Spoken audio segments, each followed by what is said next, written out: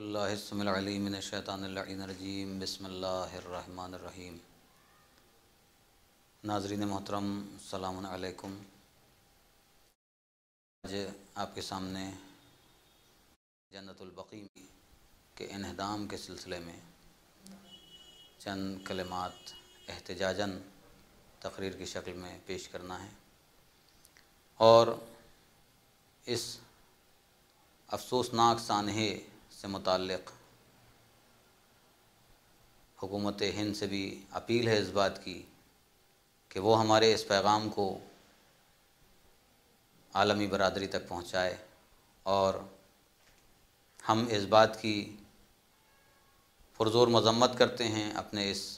Channel کے ذریعے سے، حسینی چینل کے ذریعے سے خاص طور سے، اور حسینی چینل کی پوری ٹیم اس بات کے لیے احتجاج کرتی ہے، پرزور مخالفت کرتی ہے اس بات کی کہ جو روزے ڈھائے گئے اور جن ہستیوں کی قبریں وہاں پر موجود ہیں جنت البقیع میں، ان پر جو گنبد تعمیر تھے کبھی کسی دور میں، ماضی کے دور میں، اپریل 1925 میں یہ سانحہ پیش آیا۔ خدا لعنت کرے اس حکومت پر کہ جس حکومت نے رسول کی اکلوتی بیٹی شہزادی فاطمۃ الزہرا سلام اللہ علیہا اور ان کے علاوہ جو اصحاب رسول، ازواج رسول یا دیگر ائمہ معصومین علیہ السلام کے قبور کے اوپر جو گنبد موجود تھے، جو سائبان موجود تھے، وہ تمام گنبد گرا دیے گئے اور ان روضوں کو منہدم کیا گیا۔ انتہائی افسوسناک واقعہ تھا ماضی میں، اور انتہائی افسوسناک واقعہ رہے گا جب تک کہ وہ گنبد دوبارہ تعمیر نہیں کیے جائیں گے۔ ناظرین محترم، میں آپ کو شہزادی کونین کے متعلق چند کلمات پیش کرنا چاہوں گا کہ یہ وہ ہستی ہیں کہ جنہوں نے ہمیں جینے کا طریقہ بتایا، جینے کا سلیقہ بتایا، مسلمانوں کے درمیان اتحاد کا پیغام دیا، اور اس خانوادے نے ہمیشہ اسلام کی بقا کے لیے سارے کام کیے۔ جب رسول اسلام لے کر دنیا میں آئے اور اسلام کو ظاہر کیا اور کلمہ توحید کے پرچم کو بلند کیا، تو اس وقت کوئی ایسا نہ تھا کہ جو پیغمبر اسلام کا ساتھ دیتا۔ مکے کی سرزمین پر تنہا رسول اسلام ہیں، صرف اور صرف ایک پشت پناہی کرنے والا ایک سایہ موجود ہے، ایک فرد ہے کہ جس نے رسول کی پورے طریقے سے حفاظت کی، اور دوسری شخصیت جو ابھر کر سامنے آئی، قربان ہوں جان ہماری جناب ختیج الکبریٰ پر، کہ جناب ابو طالب کے بعد دوسری اہم شخصیت جناب ختیج الکبریٰ ہیں کہ جنہوں نے اسلام کو پورے طریقے سے تقویت دی اپنے مال کے ذریعے سے، اور دین میں ہر طریقے سے وسعت پیدا کرنے کی کوشش کی، دینی احکام کو،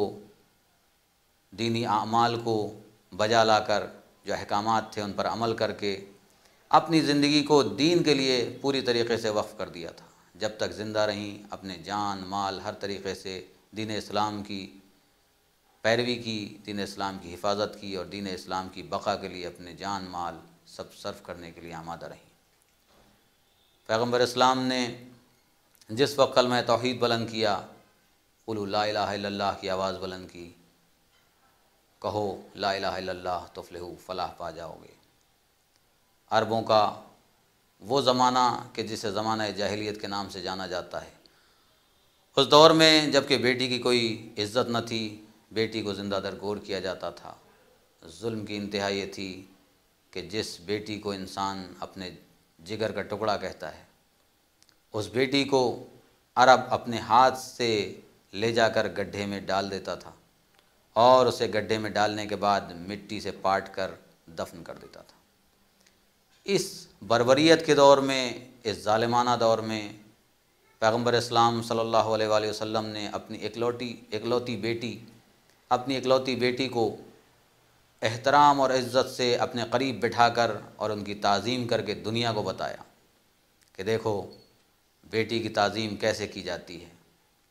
بیٹی کی عزت کیسے کی جاتی ہے، بیٹی کے مرتبے کو کیسے سمجھایا جاتا ہے۔ کیوں نہ سمجھاتے؟ اس لیے کہ رسول آئے تھے رحمت للعالمین بن کر اور ہادی برحق بن کر، ہدایت کا پرچم بلند کرنے کے لیے آئے تھے۔ لہٰذا مکے کی سرزمین پر جب رسول کو اللہ نے بھیجا تو قرآن آواز دے رہا ہے، هو الذی بعث فی الامیین رسولا منہم یتلو علیہم آیاتہ ویزکیہم ویعلمہم الکتاب والحکمہ۔ ہم نے تمہارے درمیان تمہیں میں سے ایک رسول کو بھیجا ہے، هو الذی بعث فی الامیین رسولا منہم یتلو علیہم آیاتہ، تاکہ وہ تم کو تلاوت کرے، سنائے آیتوں کی تلاوت کر کے، اور ویزکیہم، اور تمہارے نفسوں کو پاک کرے، تزکیہ نفس کرے، ویعلمہم الکتاب والحکمہ، اور تمہیں حکمت اور کتاب کی تعلیم دے۔ عزیزان محترم، یہاں پر میں کبھی عرض کرتا ہوں اس چیز کو کہ اگر حکمت کا لفظ آتا ہے کہیں بھی کسی موقع پر، جب حکمت کی بات آئی کہ حکمت کی تعلیم دی جائے حکمت کے باب میں، تو میرا ایک سوال ہوتا ہے، اور میں اس سوال کو اپنے رسول سے بھی کر سکتا ہوں کہ یا رسول اللہ، حکمت سے کیا مراد ہے؟ جہاں جہاں بھی قرآن میں کہا گیا ہے، اگر قرآن میں آواز دی جا رہی ہے دین کو اپنی طرف، دین کی طرف بلانے کے لیے، لوگوں کو دین کی طرف دعوت دینے کے لیے، تو قرآن آواز دے رہا ہے سورہ نحل میں، بسم اللہ الرحمن الرحیم، ادعو الی سبیل ربک بالحکمہ وجادلہم باللتی ہی احسن۔ ادعو الی سبیل ربک، اپنے رب کے راستے کی طرف بلاؤ، ادعو دعوت دو، الی سبیل ربک بالحکمہ، کس کے ذریعے سے؟ حکمت کے ذریعے سے۔ تو میں پیغمبر اسلام سے ہاتھ جوڑ کر سوال کروں گا دست بستہ، یا رسول اللہ، حکمت کیا ہے؟ عجب نہیں کہ میرا رسول آواز دے کہ انا دار الحکمہ و علی بابھا، میں حکمت کا گھر ہوں، انا دار الحکمہ و علی بابھا، اور علی اس کا دروازہ ہیں۔ تو اس کا مطلب یہ کہ جہاں جہاں حکمت کی بات آ رہی ہے، یہاں قرآن آواز دے رہا ہے، هو الذی بعث فی الامیین رسولا منہم یتلو علیہم آیاتہ ویزکیہم ویعلمہم الکتاب والحکمہ، حکمت کی تعلیم دینے، کتاب اور حکمت کی تعلیم دینے کے لیے بھیجا گیا ہے۔ یا رسول اللہ، حکمت؟ تو رسول آواز دیں گے انا دار الحکمہ و علی بابھا۔ تو اس کا مطلب یہ کہ اگر ہمیں حکمت کو سمجھنا ہے اور حکیمانہ کلام کو سمجھنا ہے تو پیغمبر سے پہلے جو دروازہ ہے، جو علم کا دروازہ ہے، جو حکمت کا در ہے، اس تک آنا پڑے گا، یعنی ذات علی ابن ابی طالب علیہ السلام تک۔ اور جب مولا کائنات کی ذات کو سمجھ لیں گے ہم، تب پیغمبر تک جا سکتے ہیں۔ جب مولا کائنات کا علم ذرہ برابر اس علم میں سے ہمیں کچھ حاصل ہو جائے گا، تب ہمیں اندازہ ہوگا کہ پیغمبر کی ذات کتنی بلند ہے۔ وہ رسول کہ جس نے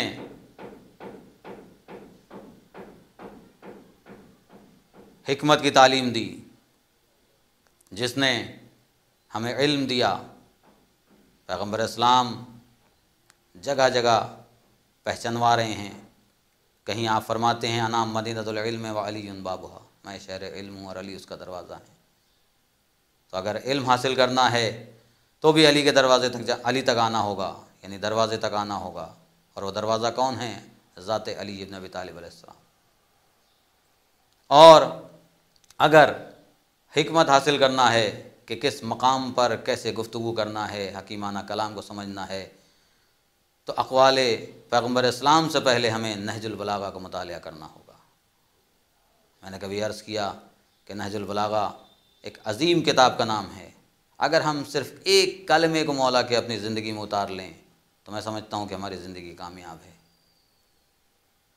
میرا مولا ارشاد فرما رہا ہے کہ افضل الزہد اخفاء الزہد، اشرف الغنا ترک المنع۔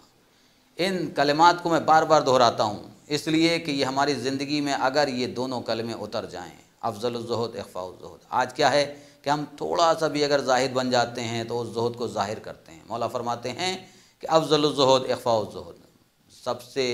بلند زہد، سب سے زیادہ بہتر زہد کیا ہے؟ افضل الزہد۔ زہد میں افضل کیا ہے؟ کہ زہد کو مخفی رکھا جائے، افضلیت اس میں، افضل الزہد اخفاء الزہد، زہد کا مخفی رکھنا افضل ترین بات ہے۔ اشرف الغنا ترک المنع، اشرف کیا ہے کہ سب سے زیادہ اشرف الغنا یعنی سب سے زیادہ غنی انسان کون ہے، سب سے زیادہ مالدار انسان کون ہے؟ ترک المنع، جو خواہشات کو ترک کر دے۔ اشرف الغنا ترک المنع، جو خواہشات کو ترک کر دے وہ سب سے زیادہ مالدار انسان ہے۔ آج جو یہ جنت البقیع کا واقعہ ہوا کہ وہاں پر روزوں کو ڈھا دیا گیا، منہدم کر دیا گیا، میں اس بات کو بھی اس طرف اگر رخ دے کر اور اس رخ سے اس بات کو پیش کروں تو غلط نہیں ہوگا کہ مولا فرما رہے ہیں اشرف الغنا ترک المنع، سب سے زیادہ غنی، سب سے زیادہ مالدار انسان وہ ہے جو خواہشات کو ترک کر دے۔ یہ خواہشات جو انسان کو برائی کی طرف لے جاتی ہیں، یہ خواہشات انسان میں اس کی طینت میں بچپن سے شامل ہیں، یعنی ابتدائے عمر سے انسان کے اندر خواہشات موجود ہیں، اور یہی خواہشات جب برے کام کی طرف لے جاتی ہیں انسان کو تو اس کے اندر تکبر پیدا ہو جاتا ہے، انانیت آ جاتی ہے، وہ اپنے آپ کو سب سے بڑا سمجھنے لگتا ہے۔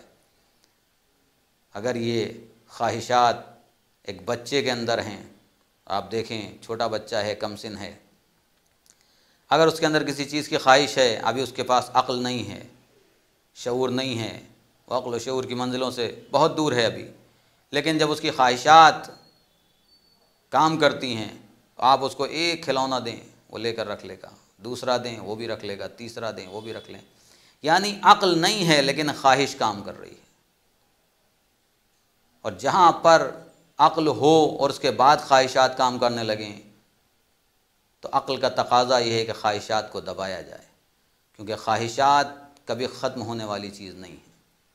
خواہشات ہمیشہ فنا کی طرف لے جائیں گی اگر یہ خواہشات برے انداز سے اپنائی گئیں۔ اگر خواہش اچھی چیز کی ہے، یعنی علم حاصل کرنے کی خواہش ہے،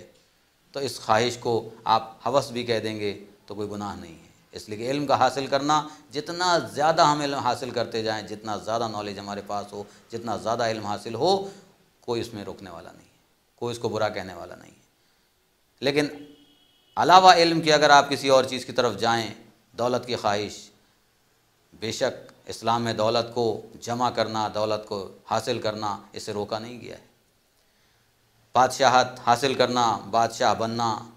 اپنے کو بزرگ بنانا، بزرگیت حاصل کرنا، اسے روکا نہیں گیا ہے، لیکن یہی بادشاہت اگر غلط رخ پر آ جائے، یہی دولت اگر غلط استعمال میں آ جائے، حرام طریقے سے اس کا استعمال ہونے لگے، حرام کاموں کے لیے اس دولت کا استعمال ہونے لگے، یا علم کو بھی اگر آپ کہہ لیں کہ علم کا بھی اگر استعمال غلط ہونے لگے، ایک عالم اگر اپنے علم سے دنیا کو نقصان پہنچانے لگے تو یہی علم بھی اس کے لیے حرام ہو جائے گا۔ یہ خواہشات نفسانی میں اگر علم کا حاصل کرنا اچھا ہے اور فلاح کے لیے ہے تو یہی خواہشات نفسانی جو علم کے لیے بہتر تھیں، اگر اس علم سے برائی بڑھنے لگے اور سماج کو نقصان پہنچنے لگے تو یہی خواہشات بری ہو جائیں گی، یعنی وہاں علم کا حاصل کرنا ہمارے لیے مضر ہے تو وہاں حرام ہو جائے گا، منع ہو جائے گا۔ کیوں؟ اس لیے کہ ایک عالم کا فرض یہ ہے کہ وہ دنیا کو فائدہ پہنچائے، مخلوقات خدا کی مشکلات کو حل کرے، ان کا احترام کرے، ان کی پریشانیوں کو دور کرے اپنے علم کے ذریعے سے۔ اسی طریقے سے ایک دولت مند کے لیے ضروری ہے کہ وہ اپنی دولت سے دنیا کو فائدہ پہنچائے، لوگوں کی مدد کرے، کمک کرے، دین کو آگے بڑھائے، مخلوقات خدا جو مخلوق خدا ہے اس کو فائدہ پہنچائے، نفع پہنچائے، اس کو نقصان نہ پہنچائے۔ تو جو چیز بھی نقصان پہنچانے کے لیے ہو، جو چیز بھی خدا کی نافرمانی کے لیے استعمال کی جائے، جس چیز سے خدا ناراض ہو، ناخوش ہو، وہ چیزیں ہمارے لیے حرام ہو جاتی ہیں، ان سے قدرت ہمیں روکتی ہے، اور قدرت کے روکنے کے بعد اگر ہم اس طرف جائیں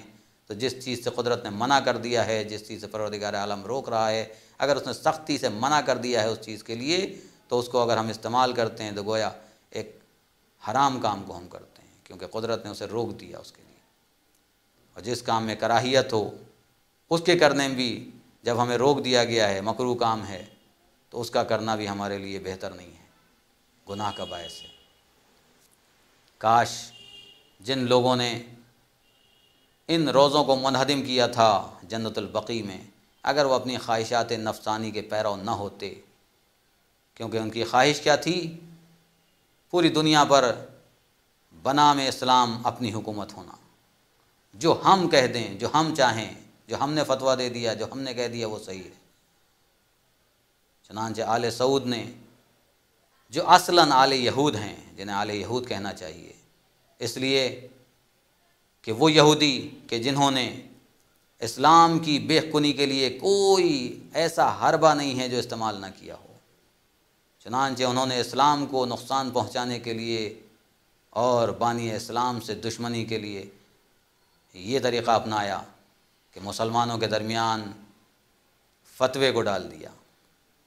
اور وہ فتویٰ باقاعدہ پورے حجاز میں اس کی تشریح نشر کیا گیا اسے، اور فتویٰ منگایا گیا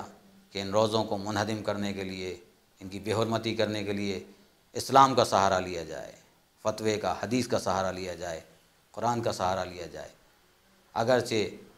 متفق علیہ یعنی سنی اور شیعہ تمام علماء نے مل کر اس کی مخالفت کی، ہندوستان سے بھی مخالفت ہوئی، دیگر ممالک سے بھی مخالفت ہوئی، لیکن حکومت وقت نے، جو سعودی عرب کی حکومت تھی، اس نے اس بات پر ذرا بھی توجہ نہیں دی،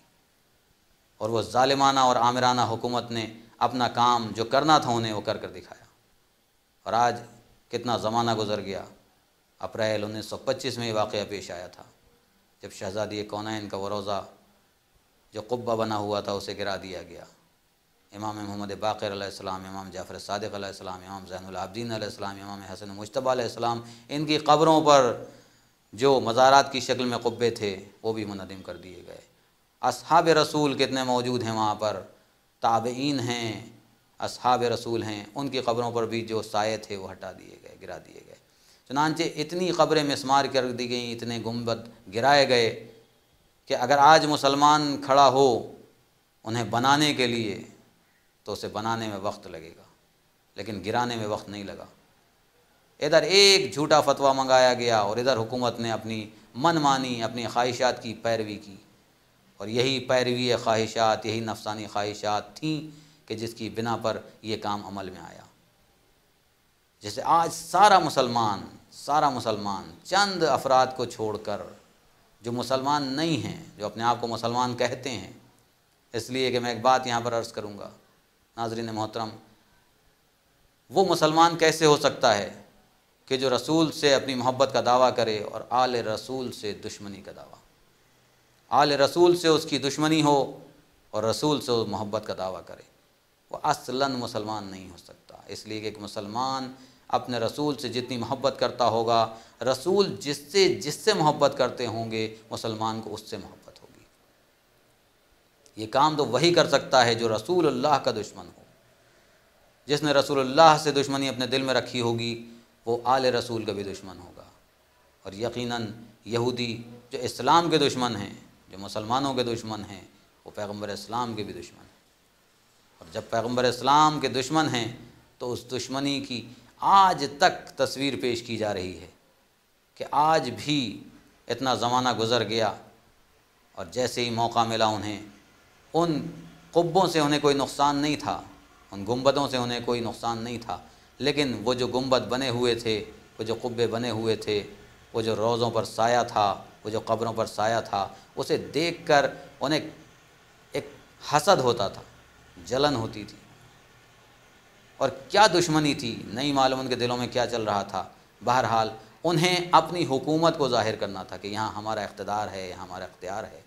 ان کا بس چلتا تو معاذ اللہ روضہ رسول کو بھی منہدم کر دیتے۔ یہ تو اتنی مخالفت جب شروع ہوئی تو رسول اللہ کا روضہ جو آج نظر آ رہا ہے گنبد خضرا، وہ آج نہ ہوتا۔ لیکن ہمیں یاد رکھنا چاہیے ناظرین محترم کہ ہم اس موقع پر جب پرزور احتجاج کرتے ہیں دنیا کے مختلف گوشوں سے، تو اس احتجاج کا جو طریقہ ہے وہ کیا ہونا چاہیے، اور امن طریقے سے ہم احتجاج کرتے ہیں۔ یہی ہمیں بتایا گیا ہے، یہ اسلامی تعلیمات ہیں کہ آپ کسی چیز کے لیے اگر پروٹیسٹ کرتے ہیں، احتجاج کرتے ہیں، تو وہ احتجاج آپ کا پرامن احتجاج ہونا چاہیے، لیکن احتجاج کو ترک نہیں کرنا چاہیے۔ ہم یہ سوچیں کہ آج 75 سال ہو گئے، 80 سال ہو گئے، یا 100 سال ہو جائیں گے، یا 20 سال ہو گئے، یا 40 سال ہو گئے، اور کوئی اثر نہیں ہو رہا ہے حکومت پر، اور یہ روزے نہیں بننے والے ہیں، نہیں بن رہے ہیں تو معاذ اللہ کبھی نہیں بنیں گے، ایسا نہیں ہے۔ ہمارا کام ہے احتجاج کرنا، جتنا پرزور احتجاج ہم کر سکتے ہیں۔ خدا سلامت رکھے ان افراد کو جو جنت البقیع کے انہدام کے موقع پر احتجاج کرنے کے لیے کھڑے ہو جاتے ہیں،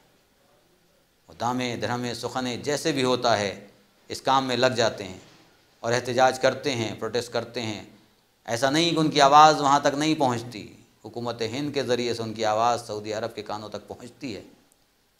اور وہاں کے حکمراں، وہاں کے شاسک، وہاں کے جو بادشاہ ہیں اس وقت جو وہاں پر حکومت کر رہے ہیں، ظالم حکومت، ظالم حکمراں جو ہیں، وہ خائف ہو جاتے ہیں، خائف ہیں، وہ انہیں معلوم ہے کہ اس وقت پوری دنیا میں ایک طاقت ایسی ہے کہ جو امریکہ جیسی طاقت سے لوہا لے سکتی ہے، تو پھر ہماری کیا بساط ہے۔ وہ ڈرتے ہیں اتحاد بین المسلمین سے، مسلمانوں کے درمیان جو اتحاد ہے اس سے ڈرتے ہیں، اس لیے کہ ایران ایک چھوٹی سی ریاست نظر آتی ہے انہیں، ایک چھوٹا سا ملک نظر آتا ہے، چھوٹی سی حکومت نظر آتی ہے، لیکن یہ چھوٹی سی حکومت اتنے بڑی حکومت سے، اتنی بڑی سلطنت سے ٹکر لینے کو تیار ہے۔ تو اگر سارا مسلمان متحد ہو گیا تو پھر کیا ہوگا؟ یہودی کہاں جائیں گے؟ وہ دشمن اسلام کہاں جائیں گے؟ اس بات سے وہ خائف ہوتے ہیں۔ لہذا آل یہود آل سعود جو موجود ہیں انہیں اتحاد اسلامی سے سب سے زیادہ خطرہ ہے، مسلمانوں کے اتحاد سے سب سے زیادہ خطرہ ہے۔ یاد رکھیے کہ جنت البقیع میں جو انہدام ہے، جنت البقیع کے سلسلے سے جو پروگرام ہوتے ہیں ان میں ہمیں بھی اتحاد کا پیغام دینا چاہیے۔ سنی اور شیعہ مل کر اس پیغام کو دنیا کے کونے کونے تک پہنچائیں، سنی اور شیعہ مل کر احتجاج کریں، اس لیے کہ سنی بھی اسی طریقے سے رسول اور ان کی بیٹی سے محبت کرتے ہیں جس طریقے سے شیعہ کرتے ہیں۔ میں نہیں کہتا کہ کوئی اہل سنت میں یہ دعویٰ کروں کہ کوئی اہل سنت ہے جو رسول سے محبت کرے اور آل رسول سے محبت نہ کرے۔ اگر وہ رسول سے محبت کرتا ہے تو یقیناً آل رسول سے محبت کرتا ہوگا۔ اگر کسی کو رسول اللہ سے محبت ہے تو یقیناً ان کی اکلوتی بیٹی فاطمہ الزہرا سلام اللہ علیہا سے بھی اتنی ہی محبت ہونا چاہیے اور ہوگی جتنی رسول اللہ سے ہے۔ بس انسان کسی مصلحت کی بنا پر اپنی محبت کو ظاہر نہیں کرتا یا پیچھے ہٹ جاتا ہے یا آنا نہیں چاہتا آگے، یا کچھ طاقتیں ہیں جو اسے روک دیتی ہیں، تو یہ غلط ہے۔ اسے چاہیے کہ وہ متحد ہو کر، تمام مسلمان متحد ہو کر آواز اٹھائیں، اور الحمدللہ بعض جگہوں پر متحد ہو کر مسلمان آواز اٹھاتے ہیں۔ یہی اتحاد ہے کہ جس سے دشمن اسلام خائف ہے، اور کیوں نہ خائف ہو، اس لیے کہ جب مسلمان متحد ہو جائے گا تو ایک بڑی طاقت بن کر سامنے آئے گا۔ لیکن یہاں پر میں ایک جملہ عرض کر دوں کہ ہم متحد ہو جائیں، ہمارا متحد ہونا بہت اچھا ہے، بہت بہتر ہے، لیکن متحد ہونے کے بعد ہم یہ یاد رکھیں کہ ہم متحد ہو کر یا تنہا ایک بڑی طاقت بن کر کبھی انسانیت کو نقصان نہ پہنچائیں، ورنہ دنیا میں بعض افراد جو غیر مسلم ہیں وہ اس بات سے، اگرچہ وہ دشمن اسلام نہیں ہیں لیکن غیر مسلم ہیں، ان کے دماغ میں یہ بات ڈالی جاتی ہے کہ اگر مسلمان متحد ہو گئے تو تمہارے لیے بڑا نقصان ہو سکتا ہے، ہندوستان میں اگر ان کی طاقت بڑھ گئی، یہ مسلمان متحد ہو گئے تو یہاں کی حکومت کو خطرہ ہو سکتا ہے۔ یہ غلط چیز ہے جو دماغوں میں ڈالی جاتی ہے۔ ہم متحد ہو کر کسی کے لیے کام کریں، ہم متحد ہو کر بقائے اسلام کے لیے کام کریں، بقائے انسانیت کے لیے کام کریں، تو یہ ہمارا اتحاد خدا کو بھی پسند آئے گا اور خدا کے رسول کو بھی اور آل رسول کو بھی پسند آئے گا۔ یعنی ہمارا اتحاد ایسا ہونا چاہیے کہ جس اتحاد کی خواہش رسول اللہ کر رہے ہیں، ہمارا اتحاد ایسا ہونا چاہیے کہ جس اتحاد کو اللہ پسند کرتا ہے، ہمارا اتحاد ایسا ہونا چاہیے کہ جس اتحاد کو ائمہ معصومین علیہ السلام پسند کرتے ہیں۔ ہم متحد ہو کر اپنے ہندوستان کی یکجہتی کو برقرار رکھتے ہوئے، ہندوستانی جو طریقہ ہے اس کو برقرار رکھتے ہوئے اپنے اتحاد کے ذریعے سے اس پیغام کو دنیا کے کونے کونے تک پہنچائیں کہ یقیناً اگر مسلمان متحد ہو جائے تو انسانیت کی بقا کے لیے بہت کچھ کام وہ کر سکتا ہے، اس سے انسانیت کو کوئی خطرہ نہیں ہے۔ اور ہم متحد ہو کر بحیثیت ایک انسان کے اگر کسی کی مدد کرتے ہیں تو یاد رکھیے یہ طریقہ رسول اللہ ہے، طریقہ اہل بیت ہے، اور یہ طریقہ اللہ کو پسند ہے۔ میں حوالے کے طور پر ایک بات یہاں عرض کر دوں کہ جب رسول کے دونوں نواسے بیمار ہوئے اور گھر والوں نے روزہ رکھا 3 دن تک۔ دروازے پر سائل آیا، آنے کے بعد اس نے آواز دی کہ کوئی ہے جو اس بھوکے کو کھانا کھلائے۔ تو اہل بیت نے یہ سوال نہیں کیا کہ آنے والا کون ہے، شیعہ ہے کہ سنی ہے، اس وقت تو شیعہ سنی کا مسئلہ نہیں تھا، لیکن آنے والے کے لیے سوال نہیں کیا کہ وہ کون ہے، اپنا ہے، پرایا ہے، یہودی ہے، عیسائی ہے، نصرانی ہے، کون ہے، سوال نہیں کیا، سائل آیا ہے۔ آج اگر ہمارے دل میں بھی اتحاد کا پیغام جاگوزی ہے، اگر ہم بھی متحد ہو کر کام کرنا چاہتے ہیں اور ہمارے دل میں اتحاد کی روشنی ہے، تو جب ہمارے دروازے پر کوئی مانگنے والا آتا ہے تو ہمیں یہ سوال نہیں کرنا چاہیے، یہ ہمارے ذہن میں یہ سوال نہیں آنا چاہیے کہ ہم اس کی مدد کریں تو کیوں کریں، آیا یہ مسلمان ہے یا نہیں ہے، یہ مسلم ہے یا غیر مسلم، شیعہ ہے یا غیر شیعہ، ہم یہ سوال کرتے ہیں تو غلط ہے۔ ہمیں اس کی کمک کرنا ہے، ہمیں اس کی مدد کرنا ہے، سائل کی مدد کرنا ہے، تو ہمیں خوشنودی خالق کے لیے کام کو کرنا ہوگا۔ اور جب ہم خوشنودی خالق کے لیے کام کریں گے تو یاد رکھیے ناظرین محترم، ہمارا یہ عمل خالصتاً لوجہ اللہ ہوگا، اللہ کے لیے ہوگا، ہماری نیت پاک ہوگی تو بہت جلد یہ قبولیت کی بارگاہ میں ہوگا، یعنی اللہ رب العزت اسے قبول فرما لے گا۔ اور اگر ہم نے کسی کی مدد کرتے وقت اس کے چہرے کو دیکھا، اس کے نام کو دیکھا،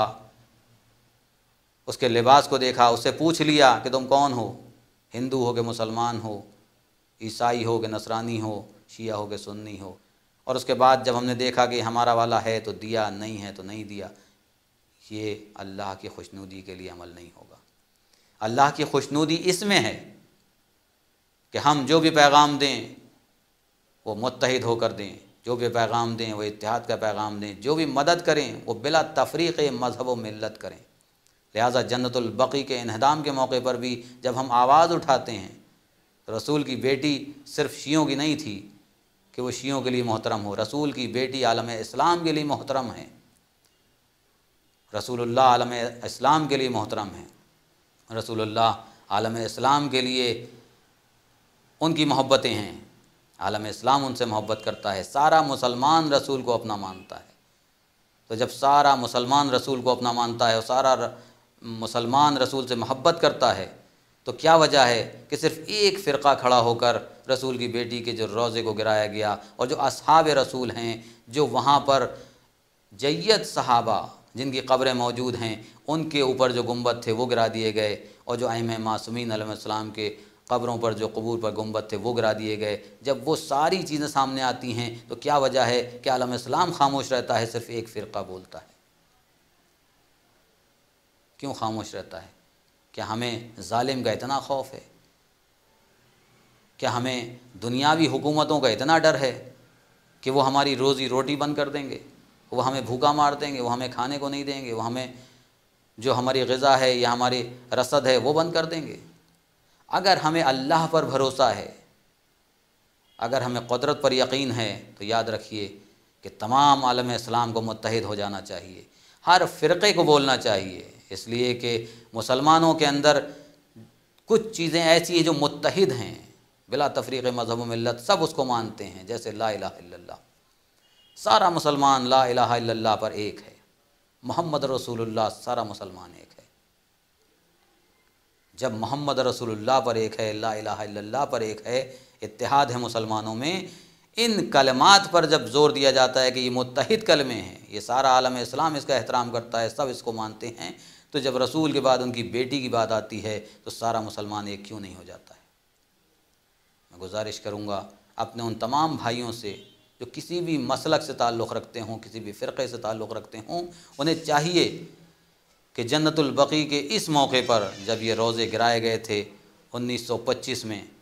آج اتنا زمانہ گزر گیا، ہم سب کو چاہیے کہ ہم ایک پلیٹ فارم پر آ کر، چاہے وہ لکھنؤ ہو، چاہے وہ بیرون لکھنؤ ہو، ہندوستان ہو، بیرون ہند ہو، ہر جگہ سنی، شیعہ، مالکی، حنفی، شافعی سب مل کر متحد ہو کر ایک ایسا پروگرام کریں کہ ہماری آواز بلند ہو اور اس ظالم حکومت کے کانوں تک پہنچے کہ خدا اس ظالم حکومت کو نست و نابود کرے اور ان روزوں کی تعمیر جلد از جلد ہو جائے۔ میں آخر کلمات میں حسینی چینل کی جانب سے اور اس چینل کی پوری ٹیم کی جانب سے اور اپنی طرف سے بھی پرزور احتجاج کرتا ہوں کہ اس موقع پر ہم تمام مسلمانوں کو دلی تکلیف ہے اس بات کی کہ یہ روضے ابھی تک نہیں بنائے گئے، اور حکومت ہند سے مطالبہ ہے کہ وہ جلد از جلد ہمارے اس پیغام کو سعودی عرب حکومت تک پہنچائے، اور ان سے گزارش کرے یا ان سے جس طریقے سے بھی ہو کہ یہ روضے تعمیر ہوں، رسول کی بیٹی کا روضہ، دیگر ائمہ معصومین کے روضے، اور جو اصحاب رسول کے قبریں ہیں ان پر جو گنبد تھے وہ سب تعمیر ہو جائیں۔ ہم دعا بھی کریں گے کہ پروردگار عالم بحق محمد اور آل محمد کے ہمیں جلد از جلد وہ دن دکھائے کہ جب ہم حج و عمرے کے لیے جائیں اور جنت البقیع کی زیارت کے لیے جائیں تو وہاں پر جیسے پہلے گنبد تعمیر تھے اس سے زیادہ عالی شان گنبد تعمیر نظر آئیں۔ الہی آمین۔ پروردگارہ ہمارے تمام گناہان کبیرہ اور صغیرہ کو بخش دے، ہماری تمام کوششوں کو منزل تکمیل تک پہنچا دے، اور جلد از جلد ہمارے امام زمان علیہ السلام کا ظہور فرما دے۔ وآخر دعوانا الحمد للہ رب العالمین۔